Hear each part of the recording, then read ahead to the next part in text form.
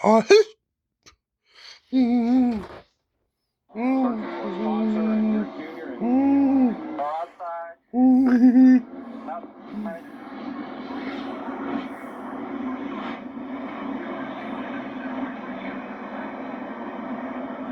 Chances are they. You ever had to get up in the middle of the night only to wind up stumbling in the dark and smacking into the wall? I hate that. Well, now imagine stumbling into that same wall at 170 miles per hour. Right.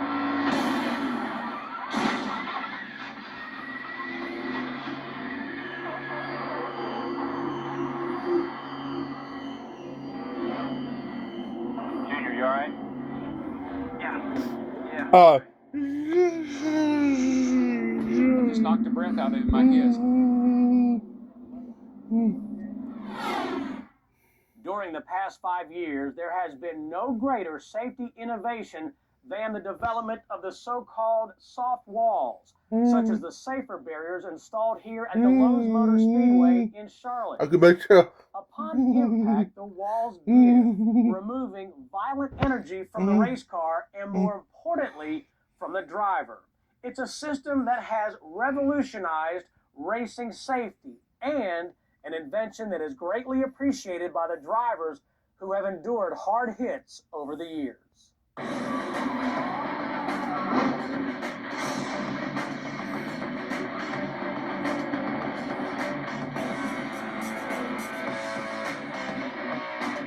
turn two, a couple of cars hard into the outside wall, one of them upside down. Kenny Wallace is one of the machines, the other impossible to tell. Heavy flame and smoke as they slide down the back straightaway. Problems for Ward Burke. He spins out of control. Collects Kyle Petty. Kyle Petty's crash at Bristol measured 80 Gs, or 80 times the force of gravity. How do we know this? This crash data recorder, also known as a black box. Engineers here at the NASCAR R&D Center are using this device and the data that it records to help diminish the force of accidents in the future. In 1990, black boxes hadn't yet been invented. Good thing, because Michael Waltrip's Busch Series wreck at Bristol may have put up numbers too scary to believe. I remember it hitting, and then I remember I couldn't breathe. I couldn't breathe, and I must have passed out because I didn't get knocked out because it didn't really hit my head. Next thing I remember is coming to and being a lot of people around. The cars are just extremely safe. NASCAR does a good job getting the medical crews to you, and no matter what you do, you've always got the good Lord looking over you. And He gave me talent to do this, and I think He worked a miracle in front of 35,000 people yesterday, and you know, I feel great to be sitting here. Amazingly, Michael Waltrip was not hurt in any way during that accident. How? Well, his seat had a lot to do with it. Now, this isn't your standard bucket seat from the showroom. It's a constantly redesigned piece of engineering, a cocoon of metal and carbon fiber, and a driver's last line of defense against injury in an accident. Oh, oh my God, wow. Oh my Lord. Real hard hit. Goodness gracious. That thing took off early. I remember, going off into turn one at Richmond, which you drive all the way in the corner a long ways there. The throttle stuck, and I went straight up in the wall. But, speed's relative. Your body adapts to going very, very fast, and it slows things down. So you have a lot of time to look, think, reflect, and figure out things.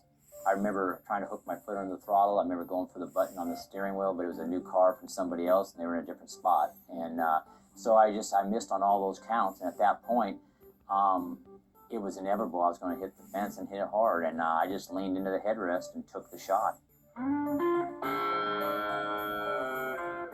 The whole thought at that point is getting back in the race car as quickly as possible. And I know that's kind of warped, but that's what you think. As a result of its safety research, NASCAR has also mandated the use of these devices, the Hans, or head and neck restraint, and the Hutchins device, designed by Richard Childress racing engineer Bobby Hutchins.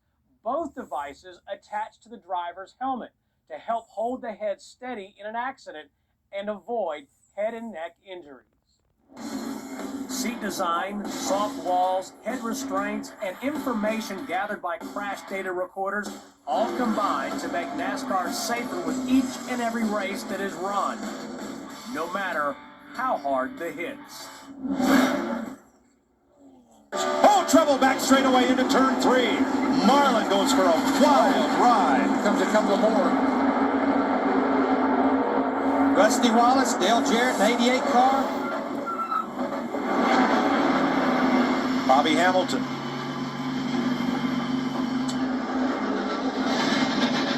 What I see is a lot of these cars are cars that pitted and they were back in the back of the pack. Pitted on that last caution.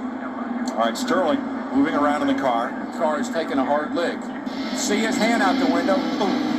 You got to remember, some folks are doing over 180 miles an hour. That's a hard lick. They're doing 180 miles an hour down that back straightaway. When something like that happens, you just hang on. You have so little time to react. Going down. No. That's, the drivers don't do that. When he's pointing that way, he's going that way. But is that pure what Ward saw? I think Ward had a run on him, and he just didn't see his hand out the window. From Dale Jarrett, looking back, about to see Rusty very large.